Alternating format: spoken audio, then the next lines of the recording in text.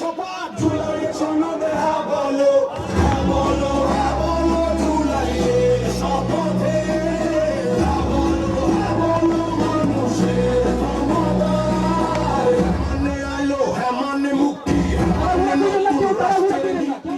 আমাদের এই ভোটার গাড়ির মূল উদ্দেশ্য হচ্ছে গণভোট বিষয়ক সচেতনতা তৈরি করা। আপনারা ইতিমধ্যেই দেখেছেন যে পতিত ফ্যাসিস্ট আওয়ামী লীগ জুলাই গণঅভ্যুত্থানের মধ্য দিয়ে প্রাপ্ত যে সংস্কারের প্ল্যাটফর্ম, সেই সংস্কারকে নষ্ট করার জন্য না ভোটের প্রচারণা শুরু করেছে।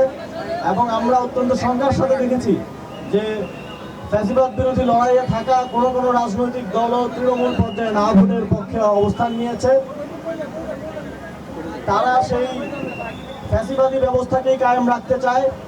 সেই জায়গা থেকে জাতীয় নাগরিক পার্টি গণভোটে হ্যাঁ ভোটকে জয়যুক্ত করার জন্য সংস্কারের মাধ্যমে বাংলাদেশে চলমান ফ্যাসিবাদী ব্যবস্থাকে ভেঙে দেওয়ার জন্য সারা দেশব্যাপী কর্মসূচি হাতে নিয়েছে।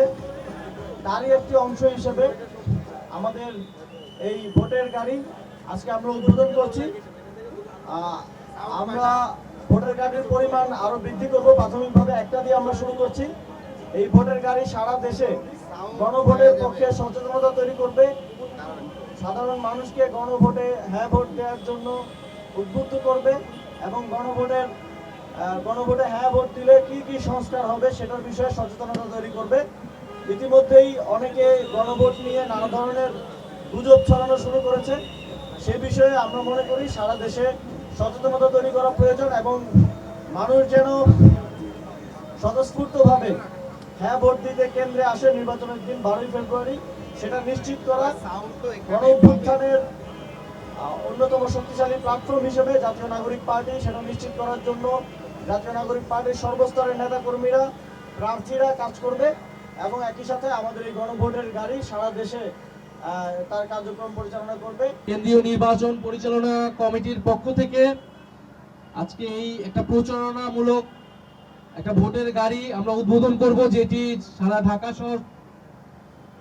ঢাকা শহর এবং ঢাকা শহরের বাইরেও বাংলাদেশের বিভিন্ন স্থানে আমরা গণভোটের প্রচারণার জন্য এই গাড়িটি প্রদক্ষিণ করবে রাস্তায় এবং গণভোটে হ্যাঁ এর পক্ষে ক্যাম্পেইন করবে, প্রচারণা করবে। আমরা ইতিমধ্যে প্রত্যেকেই জেনেছি এবং জনগণের কাছে আমরা এই বার্তাটা নিয়ে যাচ্ছি যে এবারের নির্বাচনে কিন্তু প্রত্যেকটা নাগরিকের 2টি করে ভোট থাকবে। কারণ একটা হচ্ছে সরকার গঠনের জন্য যেই ভোট, অর্থাৎ আপনি প্রার্থী নির্বাচন করবেন, আপনার জনপ্রতিনিধি নির্বাচন করবেন, সেটার জন্য একটা ভোট, সেটার জন্য আপনি আপনার পছন্দের মার্কায় ভোট দিবেন। আরেকটি ভোট হচ্ছে গণভোট, যেখানে কিছু প্রশ্নের সাপেক্ষে আপনি হ্যাঁ অথবা নাতে ভোট দিবেন।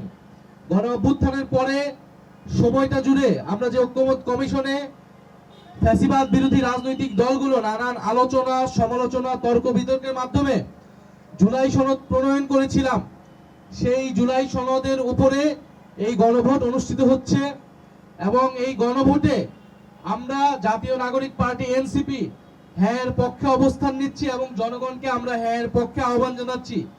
আমরা বলছি যদি আমাদেরকে পছন্দ না হয়, যদি আমাদেরকে ভোট আপনারা নাও দেন, কিন্তু অ্যাটলিস্ট হ্যাঁ এর পক্ষে আপনারা ভোট দিবেন।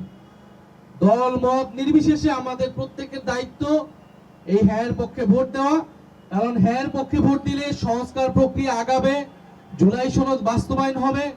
গণ অভ্যুত্থানের পরে আমরা যেই ফ্যাসিবাদী স্বৈরতান্ত্রিক ব্যবস্থা সিস্টেমের পরিবর্তন করতে চেয়েছিলাম, সেইটা কিছুটা হলেও পরিবর্তন হবে। আর যদি না জয়যুক্ত হয় তাহলে আসলে আগের ব্যবস্থাতেই থেকে যাবে এবং কোনো ধরনের পরিবর্তনই হবে না এবং গণ অভ্যুত্থান আসলে সম্পূর্ণভাবেই ব্যর্থ হবে। শুধুমাত্র সরকার পরিবর্তন হবে। একটা সরকার গিয়েছে, একটা দল গিয়েছে, হয়তো ভোটের মাধ্যমে আরেকটা দল আসবে, কিন্তু আগের সিস্টেমে, আগের পদ্ধতিতেই কিন্তু তারা দেশ চালাবে। ফলে সবচেয়ে ভালো মানুষটাকে যদি সরকারে বসানো হয় তাহলে সেই দেশের কোনো পরিবর্তন করতে পারবে না।